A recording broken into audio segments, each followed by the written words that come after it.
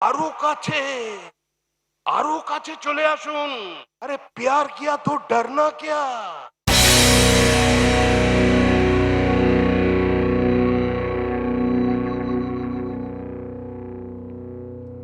আমরা এক অপার্থিব দৃশ্য, অভূতপূর্ব দৃশ্য দেখলাম দিল্লির মাটি।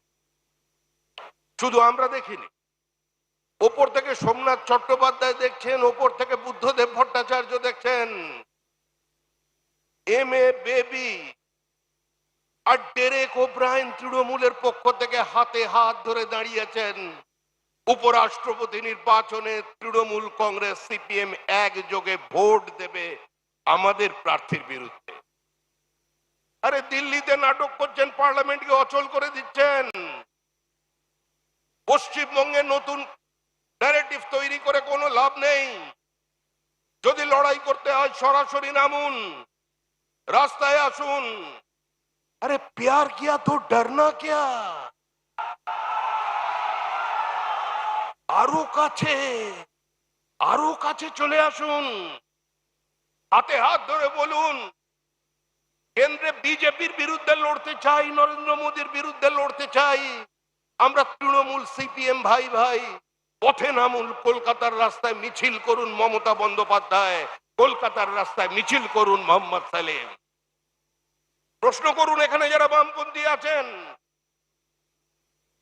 প্রশ্ন করুন বিমান বাবুকে, প্রশ্ন করুন সূর্যকান্ত মিশ্রকে, প্রশ্ন করুন মদন ঘোষকে। কোন রাজনীতি পশ্চিমবঙ্গের মাটিতে তারা 34 বছর উপহার দিয়েছেন? আমরা শুধু আপনাদের সামনে দাঁড়িয়ে বলতে চাই, ভারী শিল্প ছাড়া পশ্চিমবঙ্গের কোথাও কোনো ভবিষ্যৎ নেই। Today's religion is democracy and today's politics is development। এই মন্ত্র নিয়ে দেশের প্রধানমন্ত্রী কাজ করে চলেছেন।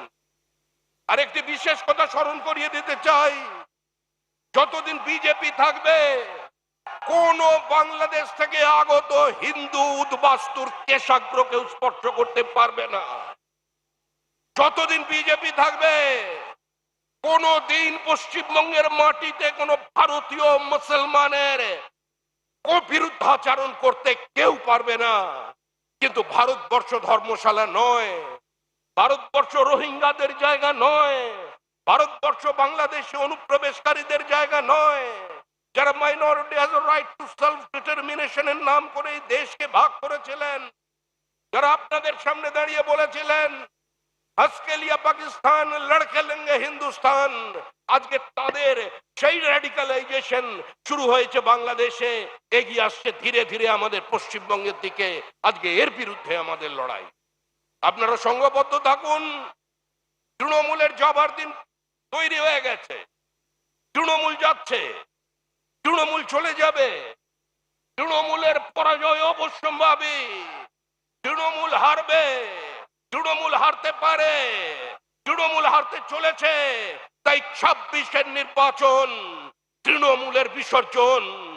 পৃথিবীর কোন শক্তি তৃণমূলকে ক্ষমতায় টিকিয়ে রাখতে পারবে না। ওই দীঘার জগন্নাথ দেবকে সাক্ষী রেখে, দীঘার জগন্নাথ দেব জগন্নাথ ধামকে তো চ্যালেঞ্জ করে পুরী থেকে দীঘায় এনেছেন। জগন্নাথ দেবও খুশি যে আমি এখানে যখন চলে এসেছি আমাকে সঙ্গে নিয়ে আমার আশীর্বাদে বিসর্জন নিশ্চিত বঙ্গোপসাগরে।